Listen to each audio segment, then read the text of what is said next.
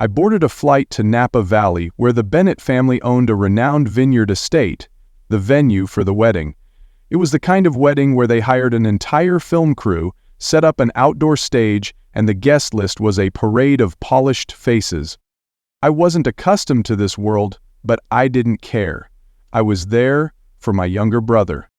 Dressed in a charcoal gray suit, I entered the reception hall, scanning the welcome table for my name card, but oddly, after checking every slot, it wasn't there. Frowning, I figured it was an oversight. I approached a staff member. "Excuse me, could you check for me, Lucas Miller?" The manager glanced at the list, then looked up with an apologetic expression. "I'm afraid you're only on the ceremony guest list, not seated for the main reception." I froze, my mind went blank for a few seconds. At that moment, a familiar voice cut through, dripping with artificial sweetness. "Ooh, Lucas." I turned to see Patricia Bennett, Sophia's mother, gliding toward me with a half-smile. "I assumed you'd be busy helping backstage, so we didn't reserve a seat for you. You always prefer staying behind the scenes, don't you?" I felt the curious glances of nearby guests boring into me. A cold wave of humiliation ran down my spine. I didn't respond to her. Instead, I walked straight to the gift table, where I had carefully placed a black envelope containing a $15,000 0-cents check as a wedding gift. I picked it up, turned to face Patricia, my voice eerily calm. "It seems my money is welcome, but my presence isn't." Without waiting for a reaction, I strode out, leaving behind a stifling atmosphere and hushed whispers. As I headed to my car, I heard hurried footsteps chasing after me. "Luke, wait." It was Ryan. He was panting, grabbing my arm. "There's been a misunderstanding. I didn't know about this." I looked him dead in the eyes, my patience gone for the first time in my life. "A misunderstanding? You didn't know how your mother-in-law arranged things, or did you turn a blind eye because you knew I wouldn't make a scene?" Ryan was speechless. His gaze darted away. I held up the envelope in front of him. "This is the last time I bail you out, but this time I'm taking it back." I turned and left Ryan standing there, his face drained of color. I don't clearly remember driving back to the hotel. All I know is that when I shut the room's door, the silence hit me with a bitter realization. I wasn't surprised.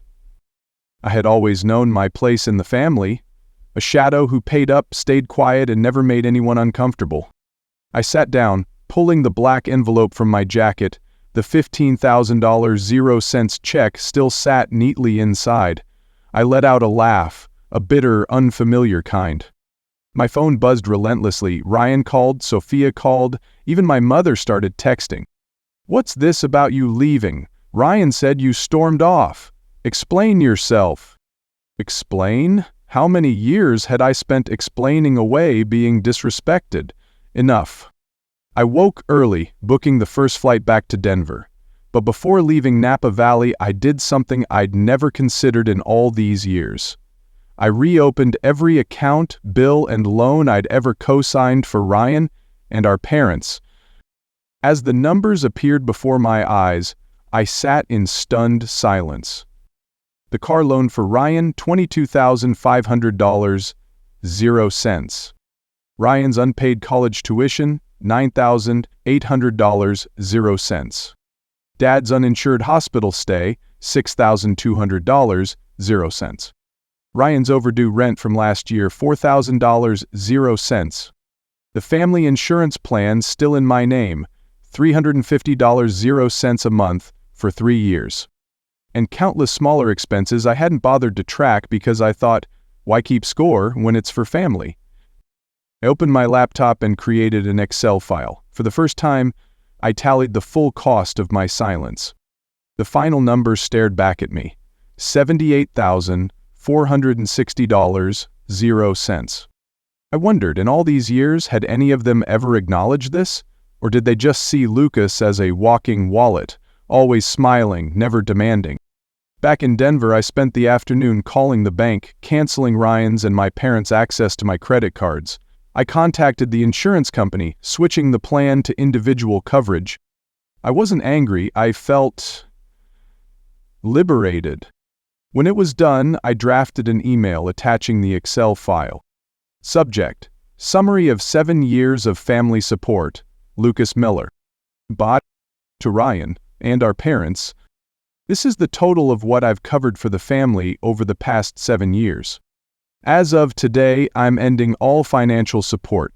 If you want to stay in touch, start by respecting my worth. The moment I hit send, my phone erupted with calls and messages. What kind of stunt is this, Lucas? Mom. Are you serious, bro? This is how you treat me right after my wedding? Ryan. You're embarrassing the whole family. Dad. I just smiled, set the phone down, and poured myself a whiskey. For the first time in years, I was no one's plan B. 3 days later, as the family's outrage began to simmer down, I got an unexpected call. From Sophia. I hesitated, then answered, Lucas, I know you don't want to hear from me right now, but please listen. I stayed silent, waiting to see what she was up to. I just found out you paid the wedding deposit and all the other things you've covered for Ryan.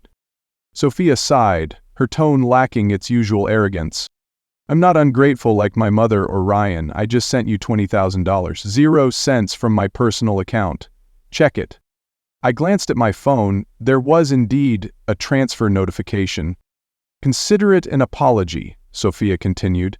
I know it's not enough, but I don't want to owe you. I narrowed my eyes, sensing something off. And does your husband know about this? A brief pause, then Sophia sighed again. Ryan thinks you're just a generous brother. He doesn't know how much you've carried. I gave a dry laugh. I'm guessing you two will have a lot to talk about after this. A week later, when I thought the saga was over, Patricia herself sent me an email with a subject line that chilled me. Lucas, do you really think Ryan is that innocent? The email contained screenshots of texts between Ryan and her, where Ryan himself suggested leaving Lucas off the main reception guest list. He's used to it, Mom, he never complains. Reading each line hurt more than a slap. Not because of the betrayal, but because I realized Ryan never saw me as a brother. I was just a tool. Patricia ended the email with a venomous jab. Thanks for helping my family have a perfect wedding. Good luck with the rest of your life, Lucas. I didn't reply. I simply forwarded the email to Sophia. 2 days later, I got a single text from her. Thank you for opening my eyes. I've left Ryan. 3 months passed, and I heard nothing more from Ryan or the Bennetts. I didn't need to. I focused on myself, my work, and for the first time, I booked a long vacation, something I'd always postponed in case the family needed me. Before boarding the plane, I received a small package. Inside was a check for $58,460, 0 cents, and a handwritten note. Lucas, I'm returning what belongs to you. Not for Ryan, not for my mother. Simply because you deserve it. Sophia. I smiled, tore the check into pieces, and tossed them into a trash bin near the airport gate. Because in the end, I'd gained something far more valuable than money: respect for myself.